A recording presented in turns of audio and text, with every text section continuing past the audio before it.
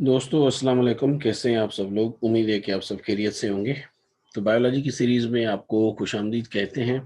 और आज का जो हमारा सेशन है, इस सेशन में हम बायोलॉजी के 100 एमसीक्यूज़ जो हैं वो कवर करने जा रहे हैं। ये एमसीक्यूज़ जो हैं ये मबनी है सेल पे, सेल डिवीज़न पे, वायरस पे, साथ में विटामिन्स और इम्यून सिस्टम पे। तो ये शुरू करते हैं हमारा आज का सेशन, जो कि है 100 most important MCQs in biology. और ये बायोलॉजी के एमसीक्यूज की सीरीज का पहला सेशन है। तो सबसे पहले है question number 1। The resting potential membrane is determined bye. इसका आंसर है potassium ion gradient. Question number 2 है the oxygen and carbon dioxide crosses the plasma membrane by the process of.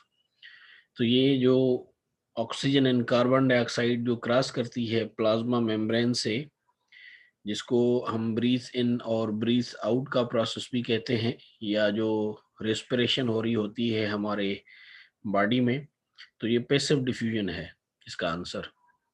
Question number 3 है a cell without a cell wall is termed as protoplast. यानी protoplast एक ऐसा cell होता है जिसमें cell wall नहीं होती। इसी तरह से क्वेश्चन नंबर 4 है which is not an example of transmembrane transport between different subcellular compartments. तो बेसिकली जो transmembrane transport between different subcellular compartments जिन दो में नहीं होती, वो basically endoplasmic reticulum and Golgi complex, इनके बीच में ये नहीं होती। So transport from the endoplasmic reticulum into the Golgi complex। क्योंकि आंसर में मल्टीपल ऑप्शंस दिए हुए होते हैं, तो इस वजह से ये जो ऑप्शन है, इसमें जो endoplasmic reticulum and Golgi complex है, इनमें ये ट्रांसमेम्ब्रेन ट्रांसपोर्ट जो है वो नहीं हो रही होती। जो ये सब सेल्यूलर जो यानी कंपार्टमेंट्स हैं, जिन्हें एंडोप्लाज्मिक रेटिकुलम और गोल्गी कॉम्प्लेक्स कहा जाता है। इसी तरह से क्वेश्चन नंबर 5 है the function of the centrosome is. तो सेंट्रोजोम जो है उसका बुनियादी काम है कि वो जो स्पिंडल फाइबर्स हो रहे होते हैं उनकी फॉर्मेशन कर रहा होता है। इसी तरह से क्वेश्चन नंबर 6 जो है which cell organelle is involve in apoptosis. तो ये माइटोकॉन्ड्रिया है जो एपोप्टोसिस के अमल में जो है ये इसका ये इसमें इन्वॉल्व होता है। क्वेश्चन नंबर 7 है फॉस्फेटाइडल सेरीन जो है residues in the plasma membrane are located at. तो ये लोकेटेड होते हैं प्लाज्मा मेम्ब्रेन में, यानी inner leaflet of the plasma membrane. Question number 8 जो है distribution of intrinsic proteins in the plasma membrane is. तो इसका आंसर है असिमेट्रिकल। क्वेश्चन नंबर 9 है सिलेक्ट फूड बॉर्न टॉक्सिन। तो जो फूड बॉर्न टॉक्सिन है, यानी ये अगेन ऑप्शंस होंगे, उनमें से ये एक ऑप्शन है जो करेक्ट है। तो ये बोटुलिनम टॉक्सिन है। Question number 10 which among the following defines GPI anchored proteins. तो जीपीआई एंकर्ड प्रोटीन्स जो हैं ये पेरिफेरल प्रोटीन्स होते हैं प्लाज्मा मेम्ब्रेन के, उन्हें कहा जाता है GPI anchored proteins. GPI anchored proteins की डिटेल्स आप अगर देखना चाहें तो आप उनको डिटेल में देख भी सकते हैं। इसी तरह से क्वेश्चन नंबर 11 जो है chromosome structure can be observed based during. इसका आंसर है मेटाफेज। तो क्रोमोसोम्स का जो स्ट्रक्चर है ये आप सबसे अच्छा तब देख सकते हैं जब सेल में मेटाफेज का जो है वो प्रोसेस हो रहा होता है। ये सेल डिवीजन है ऑब्वियसली। क्वेश्चन नंबर 12 है the term cell was given by Robert Hooke थे। पहले जो हैं वो बायोलॉजिस्ट थे जिन्होंने ये टर्म कोइन किया था 1665 में, प्रॉब्ली इसने ये टर्म कोइन किया था। क्वेश्चन नंबर 13 है the cell is not applied for. तो वायरस वायरस के लिए जो है टर्म सेल आमतौर पे अप्लाई नहीं किया जाता। इसी तरह से क्वेश्चन नंबर 14 है the membrane around the vacuole is known as. तो जो मेम्ब्रेन वैक्यूल के करीब होती है या इर्द गिर्द होती है उसे टोनोप्लास्ट कहा जाता है। क्वेश्चन नंबर 15 है microfilaments are composed of a protein called. तो जो माइक्रो फिलामेंट्स होते हैं ये जिस प्रोटीन के बने होते हैं उसको एक्टिन कहा जाता है। क्वेश्चन नंबर 16 है a plant cell wall is mainly composed of. तो जो प्लांट सेल वॉल है वो बुनियादी तौर पे सेल्यूलोज से बनी हुई होती है। क्वेश्चन नंबर 17 जो है glycolipids in the plasma membrane are located at. तो जो ग्लाइकोलिपिड्स होते हैं प्लाज्मा मेम्ब्रेन में ये outer leaflet of the plasma membrane में पाए जाते हैं। इसी तरह से क्वेश्चन नंबर 18 है lysosomes are known as suicidal bags because क्योंकि उनमें हाइड्रोलाइटिक एक्टिविटी हो रही होती है तो इसीलिए इन्हें सुसाइडल बेग्स कहा जाता है। क्वेश्चन नंबर 19 है the properties of integral membrane proteins can be studied by. तो जो प्रॉपर्टीज हैं इंटीग्रल मेम्ब्रेन प्रोटीन्स की उन्हें स्टडी किया जा सकता है with the help of freeze fracture technique and electron microscopy। इसी तरह से क्वेश्चन नंबर 20 है the fluidity of the plasma membrane increases with. तो प्लाज्मा मेम्ब्रेन में जो फ्लूइडिटी है वो तब बढ़ जाती है जब उसमें अनसैचुरेटेड फैटी एसिड्स जो हैं वो बढ़ जाते हैं। यानी अनसैचुरेटेड फैटी एसिड्स जो हैं जो एक टाइप ऑफ शुगर्स है जिसे आमतौर पे ग्लाइकोजन हम कहते हैं। शुगर के हम दो टाइप्स ले रहे होते हैं स्टार्च एंड ग्लाइकोजन या सैचुरेटेड एंड अनसैचुरेटेड फैट या फैटी एसिड्स जो हैं। इसी तरह से क्वेश्चन नंबर 21 है dash is a form of cell division which results in the creation of gametes और सेक्स सेल्स। तो मियोसिस जो है ये बुनियादी तौर पे एक फॉर्म ऑफ सेल डिवीजन है। ये तभी बनता है जब गैमेट्स या सेक्स सेल्स की क्रिएशन हो रही होती है। इसी तरह से dash is the number of DNA in chromosome at the G2 stage of the cell cycle. तो उसमें सिर्फ दो जो है वो डीएनए होते हैं क्रोमोसोम्स में G2 स्टेज जब होती है सेल साइकिल में। तो इसी तरह से क्वेश्चन नंबर 23 है the stage which serves as a connecting link between meiosis 1 and meiosis 2। तो उसे इंटरकाइनेसिस कहा जाता है। ये कनेक्टिंग लिंक होती है मियोसिस स्टेज 1 में और स्टेज 2 में। क्वेश्चन नंबर 24 है the longest stage in the cell cycle is. तो वो इंटरफेज है, ये सबसे बड़ी जो है वो स्टेज होती है सेल साइकिल में। इसी तरह से the dash state employs the exit of cell from the cell cycle. तो ये G0 स्टेट है जिसमें एग्जिट होती है सेल की फ्रॉम सेल साइकिल से। इसी तरह से क्वेश्चन नंबर 26 है synapsis is defined as the pairing of. तो सिनेप्सिस जो है वो बेसिकली ये पेयरिंग होती है होमोलॉगियस क्रोमोसोम्स की। तो यानी जो सेम टाइप के क्रोमोसोम्स होते हैं यानी डबल एक्स हो या डबल वाई हो इन्हें हम होमोलॉगियस क्रोमोसोम्स कहते हैं। क्वेश्चन नंबर 27 है mitosis can be observed in. तो ये माइटोसिस जो है ये पॉलीप्लॉइड इंडिविजुअल में या डिप्लॉइड इंडिविजुअल में और हेप्लॉइड इंडिविजुअल में इन सब में जो है ऑब्जर्व की जा सकती है। तो इस तरह के क्वेश्चंस में ये 3 ऑप्शंस भी दिए जाते हैं और नीचे ऑल ऑफ देम भी जो है वो मुमकिन है कि इसका ऑप्शन हो। तो अगर ऑल ऑफ देम होगा तो फिर इसमें ये अलग अलग दिए जाएंगे तो फिर option all of them.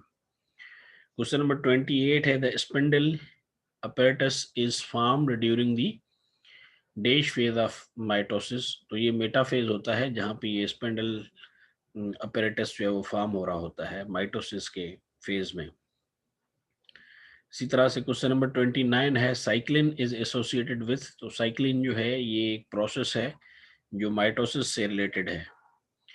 Question number 30 है if an individual wants to view diakinesis which of these would be. तो अगर कोई जो है वो डायाकाइनेसिस देखना चाहता है तो ये फ्लावर बर्ड में जो है वो पाई जाती है। क्वेश्चन नंबर 31 है which of the following virus has the smallest genome. तो ये सर्कोवायरस है जिसमें सबसे छोटा जो है वो जीनोम जो है वो पाया जाता है। क्वेश्चन नंबर 32 है infectious RNA particles without the protein coat are called, तो उन्हें वायरॉइड कहा जाता है। Question number 33 the spike like projections on the viral capsid are known as, इन्हें पेप्लोमर्स कहा जाता है। क्वेश्चन नंबर 34 है viral genome inserted to the bacterial DNA is termed as, इसे प्रोफेज कहा जाता है। क्वेश्चन नंबर 35 है which of the following are the main functions of the capsid, तो कैप्सिड के काफ़ी ज़्यादा फंक्शंस होते हैं। सबसे पहले तो ये है कि ये डिटरमिन करता है एंटीजेनिक स्पेसिफिटी ऑफ द वायरस, और साथ में ये प्रोटेक्ट करता है genetic material from nucleus attack. Question number 36 है dash and dash coin the term meiosis, तो ये दो बायोलॉजिस्ट थे यानी फार्मर एंड मूर, उन्होंने ये जो टर्म है मियोसिस ये इन्होंने इजाद किया।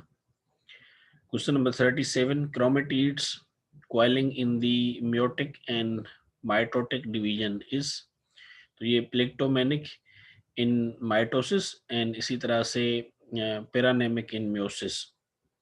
Question number 38 you have when there is an increase in the condensation of chromatin during the process of cell division, तो इसका आंसर है डिफरेंशिएशन ऑफ यूक्रोमेटिन एंड इसी तरह से हेट्रोक्रोमेटिन डिक्रीज होते हैं, यानी यूक्रोमेटिन में जो है वो डिफरेंशिएशन होता है, यानी वो वेरी करते हैं, लाजमी नहीं है कि वो डिक्रीज हो या वो इंक्रीज हो, दोनों सूरतें हो सकती हैं, जबकि हेट्रोक्रोमेटिन जो है ये श्योर है कि ये डिक्रीज ही हो रहे होते हैं।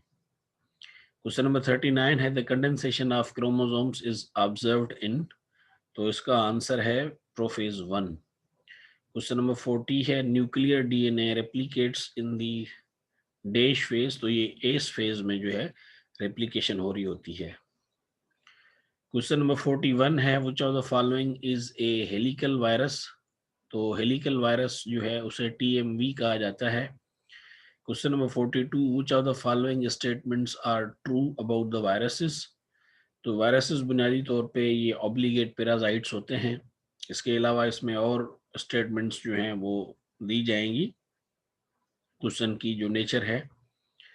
तो इसी तरह से क्वेश्चन नंबर 43 है a fully formed infectious viral particle is called, उसे विरियन कहा जाता है, और आमतौर पे उसमें 100% इन्फेक्शन जो है वो हो रहा होता है। क्वेश्चन नंबर 44 है the genetic constituent of virus is, तो जेनेटिक कॉन्स्टिट्यूएंट जो है वो वायरसेस की डीएनए या आरएनए हो सकती है। Question number 45 the viral genome is enveloped in a protein coat known as capsid। Question number 46 है which of the following statements are true about the tobacco mosaic virus, यानी TMV, तो ये basically RNA virus है। Question number 47 है the shape of TMV is rod shaped, तो ये TMV जहाँ पे भी टर्म आएगा तो उससे अपने टोबैको मोसेक वायरस ही अंडरस्टैंड करना है। क्वेश्चन नंबर 48 है viruses that attack bacteria are called bacteriophage, यानी वो वाले वायरस जो बैक्टीरिया पे हम लोग हमला करते हैं तो उन वायरसेस को बैक्टीरियोफेज कहा जाता है। क्वेश्चन नंबर 49 है the T2 phase is called, उसे कहा जाता है DNA फेज। क्वेश्चन नंबर 50 है bacteriophages that include bacterial cell lyses are called, उन्हें वायरल फेजेस कहा जाता है। क्वेश्चन नंबर 51 है a virus is made up of, तो वायरस जो है ये प्रोटीन कोड का और न्यूक्लिक एसिड का बना हुआ होता है। Question number 52 the protein code of viruses that enclose the genetic material is called, उसे कैप्सिड कहा जाता है। क्वेश्चन नंबर 53 है which of the following statements are true about a virion, तो इसका आंसर है कि विरियन जो है ये एक इन्फेक्शियस और फुली फॉर्म्ड वायरल पार्टिकल होता है। क्वेश्चन नंबर 54 है which of the following is the genome of the virus. तो जेनोम ऑफ द वायरस जो है ये डीएनए या आरएनए जो है वो हो सकता है। इसी तरह से विच of the following is the largest virus. तो इसका आंसर है मेगा कैलेंसिस। ये वायरस की यानी स्पेशी में सबसे बड़ा वायरस होता है। क्वेश्चन नंबर 56 है कि which of the following statements are true about the capsomers. तो कैप्सोमर्स जो है ये एक इंडिविजुअल यूनिट होता है कैप्सीड का, उसे कहा जाता है। क्वेश्चन नंबर 57 जो है which of the following statements are true about the peplomers. तो पेप्लोमर्स जो है ये स्पाइक लाइक प्रोजेक्शन होता है और ये इन्वेलप्ड होता है वायरसेस पे। क्वेश्चन नंबर 58 है एन आइकोसाहेड्रल जो है कैप्सीड कंसिस्ट ऑफ। तो इसमें हेक्सागोनल कैप्सोमर्स होते हैं या इसमें पेंटागोनल कैप्सोमर्स भी होते हैं या दोनों होंगे। इसी तरह से क्वेश्चन नंबर 59 है which of the following has a complex symmetry. तो ये T4 फेज है जिसमें कम्प्लेक्स सिमेट्री होती है। क्वेश्चन नंबर 60 है the viral envelope is made up of. तो जो वायरल इन्वेलप है वो काफ़ी चीज़ों का बना हुआ होता है, उसमें प्रोटीन्स होते हैं, उसमें ग्लाइकोप्रोटीन्स होते हैं, इसी तरह से लिपिड प्रोटीन्स होते हैं, तो इन सब का बना हुआ होता है वो। क्वेश्चन नंबर 61 जो है which of the following is A try carboxylic acid. तो ये बेसिकली सिट्रिक एसिड है जिसे ट्राई कार्बोलिक एसिड भी कहा जाता है। क्वेश्चन नंबर 62 है which of the following enzyme plays an important role in tumour metabolism. तो ये जो बड़ा अहम रोल प्ले करता है एंजाइम ट्यूमर मेटाबॉलिज्म में, ये है प्रूवेट काइनेज M2। ये एक पर्टिकुलर एंजाइम है। क्वेश्चन नंबर 63 है which of the following metabolise negatively regulates से पायरूवेट काइनेज। तो ये एलेनाइन इसका आंसर है। क्वेश्चन नंबर 64 है in muscles the pyruvate is converted into lactate. तो फाइंड द करेक्ट स्टेटमेंट। तो दिए हुए स्टेटमेंट्स में जो करेक्ट स्टेटमेंट थी वो ये है कि during lactate formation NADH is converted into NAD. Question number 65, which of the following glycolytic enzyme is inhibited by an accumulation of long chain fatty acid in the liver? तो इसका answer है glucokinase. Question number 66 है which of the following statements is known as the rate limiting step in glycolysis? तो इसका answer है phosphofructokinase. Question number 67, which is the net gain of ATP during the conversion of glucose to pyruvate? तो इसका answer है 2 ATP. Question number 68, which of the following enzyme deficiency leads to hemolytic anemia? तो इसका answer जो है ये pyruvate kinase है। Question number 69, which of the following enzymes are not involved in galactose metabolism? तो ये ग्लूकोकाइनेज है जो गैलेक्टो मेटाबॉलिज्म में इन्वॉल्व नहीं होता एंजाइम। क्वेश्चन नंबर 70 है the most significant and essential mineral required for our body. तो कोई एक मिनरल नहीं है, इसमें आयरन, सोडियम एंड कैल्शियम ये बड़े ही इंपॉर्टेंट और एसेंशियल मिनरल्स हैं जो हमारे बॉडी के लिए रिक्वायर्ड होते हैं। क्वेश्चन नंबर 71 है which of the following food items provide dietary fibre. तो इसमें भी काफ़ी ज़्यादा यानी ये फूड्स हैं जो हमें डाइटरी फाइबर जो है वो प्रोवाइड करते हैं। इनमें पल्सेस हैं यानी दालें, होल ग्रेन, इसी तरह से fruits and vegetables. Question number 72 है which of the following food products are the best sources of animal proteins, या जिन्हें ग्लाइकोजन भी कहा जाता है ना वे, क्योंकि हमें ग्लाइकोजन भी एनिमल से ही मिल रही होती है। तो इसमें मिल्क, एग एंड चीज। तो ग्लाइकोजन जो है वो हमें इनके एनिमल्स के जो फ्लेश है यानी जो गोश्त है उनसे मिल रही होती है। और जहाँ तक बात है प्रोटीन्स की, तो milk, eggs and cheese are also main source of proteins. इसके अलावा प्रोटीन और मुख्तलिफ चीज़ों में मिलता है, पल्सेस में भी आपको प्रोटीन जो है वो मिलता है, और जिस तरह मैंने आपको मीट कहा या फ्लैश कहा उसमें तो वैसे ही है। क्वेश्चन नंबर 73 है, which of the following mineral functions by building strong bones and teeth. तो ये कैल्शियम है, जो हमें मेन सोर्स ऑफ कैल्शियम जो है वो मिल्क है। इससे हमारे जो यानी बोन्स हैं और जो टीथ हैं ये स्ट्रांग हो रहे होते हैं। इसी तरह से egg is a rich source of, तो एग में प्रोटीन्स भी होते हैं, हमें ज़्यादातर उसमें प्रोटीन्स मिलते हैं। इसी तरह से कुछ वाइटामिन भी हैं और मिनरल्स भी मिलते हैं थोड़े बहुत। Question number 75, which of the following food components does not provide any nutrients.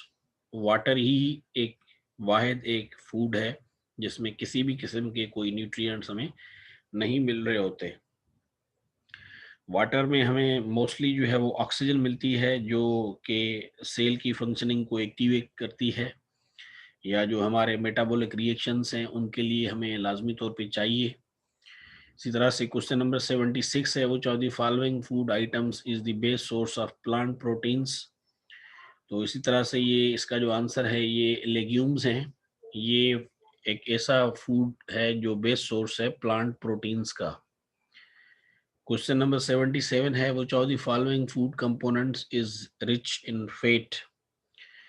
Butter, चीज एंड ऑयल, ये ऐसे फूड्स हैं जिनमें फैट बहुत ज़्यादा जो है वो हमें मिलती है, और इसीलिए ये कहा जाता है कि जो हद से ज़्यादा ओबेस हैं, यानी मोटे हैं, या जिनका जो ब्लड प्रेशर है वो हाई होता है, या जो हार्ट पेशेंट्स हैं, उन्हें ये मना किया जाता है, क्योंकि ये ऐसे फूड्स हैं जो रिच इन फैट होते हैं। क्वेश्चन नंबर 78 है, which of the following statements is false about nutrients in milk. तो इसमें स्टेटमेंट्स दिए हुए थे, उसमें ये है कि मिल्क में विटामिन सी नहीं होती। विटामिन सी जो है ये सिट्रिक एसिड है, जबकि मिल्क जो है उसे आपने कभी लैक्टोजन जिस तरह डब्बों में लिखा होता है तो उसमें लैक्टिक एसिड मिलता है। Question number 79, guava, lemon, orange and tomato are rich in vitamin C. इनमें बहुत ज़्यादा हमें विटामिन सी मिलती है, और इन सब में गुआवा जो है उसमें बहुत ज़्यादा जो है विटामिन सी होती है, लेकिन गुआवा से भी ज़्यादा विटामिन सी जो है वो हमें ग्रीन चिलीज़ में मिलती है। तो बहरहाल लेमन, ऑरेंज और टोमेटो से ज़्यादा विटामिन सी जो है वो हमें गुआवा में मिलती है। इसी तरह से क्वेश्चन नंबर 80 है, potatoes, cereals, beans, pulses and oats are rich in. इनमें कार्बोहाइड्रेट्स होता है, ये यानी रिच फूड्स हैं कार्बोहाइड्रेट्स के लिहाज से, और कार्बोहाइड्रेट्स जो हैं ये हमारे बॉडी को एनर्जी देते हैं। तो कार्बोहाइड्रेट्स जो हैं ये प्राइमरी सोर्स हैं, और हम डेली लाइफ में सबसे ज़्यादा जो चीज़ ले रहे होते हैं वो कार्बोहाइड्रेट्स ही हैं, जहाँ तक हमारे न्यूट्रिएंट्स का ताल्लुक है। क्वेश्चन नंबर 81 है, which of the following conveys the longest lasting immunity to an infectious agent. तो ये एक्टिव इम्यूनिटी से कहा जाता है। क्वेश्चन नंबर 82 है, which of the following does not act as a protecting barrier for the body surface. तो इसका answer है सेल्वरी एमिलेज। क्वेश्चन नंबर 83 है, which of the following cells is involved in humoral immunity. तो इसका answer है B sales. Question number 84 है, which of the following immunity is obtained during a life time. तो इसका आंसर है active immunity and passive immunity. Question number 85 है, skin, body hair, cilia, eyelashes and respiratory tract and the gastrointestinal tract are examples of। तो ये physical barriers के example हैं। Question number 86 है, cells involve in innate immunity are. तो जो innate immunity में cells involve होते हैं उन्हें फेगोसाइट्स कहा जाता है, मैक्रोफेजेस कहा जाता है, एंड नेचुरल किलर सेल्स कहा जाता है। ये सारे इसमें इन्वॉल्व होते हैं। क्वेश्चन नंबर 87 है, which of the following immunity is called the first line of defence. तो फर्स्ट लाइन ऑफ डिफेंस जो है ये इनेट इम्यूनिटी है, जो हमें डिफेंड करती है अगेंस्ट दी वायरसेस और bacteria which cause diseases. Question number 88 है, which of the following components are major nutrients in our food. तो जो हम खाना खा रहे होते हैं उनमें जो मेजर न्यूट्रिएंट्स होते हैं वो कार्बोहाइड्रेट्स होते हैं, लिपिड्स होते हैं, प्रोटीन्स होते हैं, विटामिन्स होते हैं और मिनरल्स होते हैं। लेकिन हम सबसे ज़्यादा तादाद में जो चीज़ ले रहे होते हैं वो कार्बोहाइड्रेट्स होते हैं, जैसा मैंने आपको थोड़ी देर पहले बताया था। क्वेश्चन नंबर 89 है, which of the following food components is required for the growth and maintenance of the human body. तो ह्यूमन बॉडी की जो ग्रोथ है और जो उसकी मेंटेनेंस है उसके लिए हमें प्रोटीन्स और विटामिन्स चाहिए होते हैं। Question number 90, which of the following food components give energy to our body. तो कार्बोहाइड्रेट्स ही हैं, ये मैंने आपको पहले भी बताया था। क्वेश्चन नंबर 91 है, onions, broccoli, fresh fruits, milk, egg, iodise salt और गुड सोर्स ऑफ। तो इनमें हमें सोडियम और आयोडीन मिलता है। ये हमारे बॉडी के लिए जो है अहम मिनरल्स हैं जो हमें इन चीज़ों से मिल रहे होते हैं। क्वेश्चन नंबर 82 है, passion fruit and pomegranate are rich in which mineral. इनमें फास्फोरस बहुत ज़्यादा होता है या फास्फोरस से ये भरे होते हैं। क्वेश्चन नंबर 93 है, which of the following systems protect our body against disease causing microbes. तो ये इम्यून सिस्टम है। क्वेश्चन नंबर 94 है, which of the following immunity is present from our birth. तो ये इनेट इम्यूनिटी है जो सिंस बर्थ दैट मौजूद होती है। Question number 95, neutrophils, basophils and lymphocytes, इसी तरह से ओसिनोफिल और इसी तरह से मोनोसाइट्स आर एग्जांपल्स ऑफ। तो ये सब जो हैं ये सेल्यूलर बैरियर्स की मिसाल है। क्वेश्चन नंबर 96 है, B cells and T cells are two types of cells involve in. तो ये एक्वायर्ड इम्यूनिटी की जो है टाइप्स उनसे ये बिलोंग करते हैं, B cells and T cells. Question number 97 जो है, the common disorders caused by a poor immune system include. तो ये एपिडेमिक डिजीजेस, ये कॉमन डिसऑर्डर्स होते हैं जो हमें होती हैं आमतौर पे जब हमारा इम्यून सिस्टम जो है वो वीक होता है या पुअर होता है। क्वेश्चन नंबर 98 है, which type of immunity causes reactions. और वो रिएक्शंस जो हैं वीक्स तक चल सकते हैं, last for weeks and develop immediately, या वो जल्दी भी हो सकते हैं। तो ये पैसिव इम्यूनिटी है।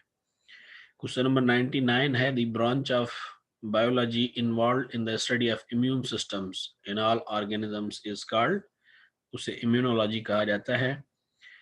क्वेश्चन नंबर 100 है, which of the following cells is involve in the cell mediated immunity. तो ये टी टाइप सेल्स हैं जो सेल मेडिएटेड इम्यूनिटी से रिलेटेड होते हैं। तो ये था हमारा आज का सेशन जिसमें हमने 100 MCQs जो हैं बायोलॉजी के वो हमने कवर किए, सेल पे और इसी तरह से सेल डिवीजन पे, साथ में वायरस और इसी तरह से जो हमारा मेटाबॉलिज्म या इम्यून सिस्टम है। तो आई होप कि आपको इसमें काफ़ी इंटरेस्टिंग जो है वो इन्फॉर्मेशन मिली होगी जो आपके बड़े काम आएगी। तो अगले सेशन तक के लिए आपसे इजाज़त चाहेंगे। Till the next session, it's good bye and have a nice time then. So see you in the next session.